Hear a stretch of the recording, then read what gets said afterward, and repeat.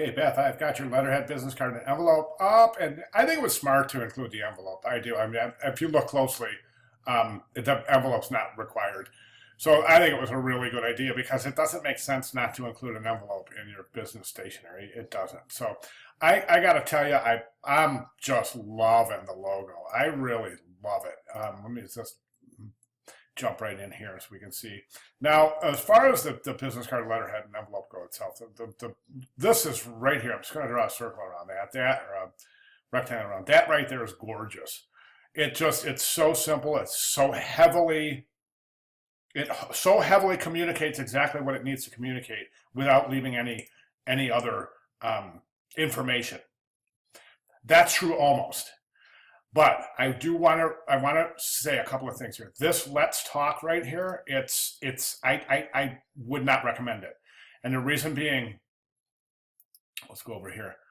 Beth, the reason being is because right now you've spent all this time and energy in this beautiful logo, and you've created this wonderful relationship, and you've got your colors down, and everything is working a-okay, full steam ahead, let's go. Then all of a sudden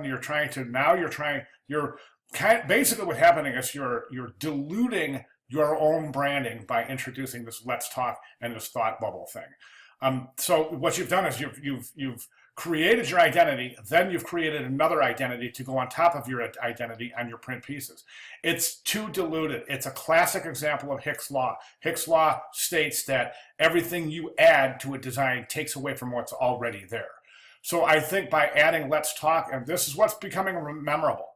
I mean, if you show this to somebody and then they walk away 5 seconds later, you go, can you describe what you just looked at? They're going to go, oh yeah, that was that branding piece with the thought bubble and Let's Talk. And they're not going to remember this, Beth Davidson Morgan. And that's the important thing right there, okay? You're not going to want to hear this, but I recommend getting rid of this. I really do. Another thing I recommend doing is getting the address a little bit away from the logo. You don't want anything within your logo. You set up a logo for yourself. You draw a boundary around it, and that's the usable area, and nothing else goes inside that boundary. You remember that from your branding classes. So that logo, what I would do with that address is pull it down a little bit. Get it away from your logo. Let's go to the business card. The business card itself, I think you're, again, showing that wonderful logo. But this relationship right here is, again, it's diluting the logo. Because you're taking all this information, you're presenting this information in a typeface that's actually larger than your graphic design and illustration. So you're compromising your hierarchy here. My suggestion here is to go two-sided business card. You can go logo on one side, information, and your name on the other. So you could just take on the back side, you could take that information right there, just Beth Davidson, and then go with the 216. Okay, and then the other thing I noticed is that this is, now it doesn't matter because these are your websites, and ultimately you don't want this. You don't want something pointing different than what you're saying. So you're saying Beth Davidson Morgan graphic design and illustration, but then you're saying momentum design. So the second somebody looks at that, they're going to go, well, wait a second, I thought you were Beth Davidson Morgan illustration. Why are you sending me to graphic design, to momentum graphic design or momentum design? You see what I'm saying? So that's a little bit, that's a little bit funny right there. Like I said, in a perfect world, that's going to say bethmorgan.com or whatever. And your email is going to be beth@bethdavidsonmorgan.com. Okay, so everything's going to tie together. It's going to work out wonderfully. But again, right now, I think we have the number and the information encroaching the area that you don't want to encroach around the logo itself. I'm thinking that there's a couple of different ways you can do this. You can just put Beth Davidson Morgan on the front, the telephone number on the front, and then the rest of the information on the back. There's a number of different ways you can configure that, but I would recommend that you do so to increase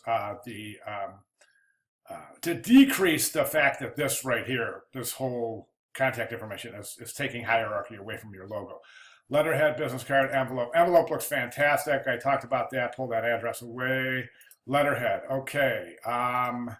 Yeah, it's just, there's too much. Even looking at it like this, right now, looking at it like this, backed off this far, without even looking at any words at all, we can see that this letterhead has 1, 2, 3, 4, 5, 6, 7 visual stops. That's too many for a letterhead, Beth. Think about this. Logo, and then down below, contact information. It will be so clean, streamlined, and modern. It's going to be. It'll look amazing, and it won't be cluttered. Like the viewer will remember one thing, the thing they're supposed to remember. That's Beth Davison Design, Graphic Design and Illustration. Beth Davison Morgan, Graphic Design and Illustration. Sorry about that. Okay, so those would be my recommendations. I think you're doing a fantastic job. If my comments make sense, run with it. If not, if you have a reason for going with this, that's fine too. All right, Beth, awesome job. Any questions, give me a holler. Thanks very much.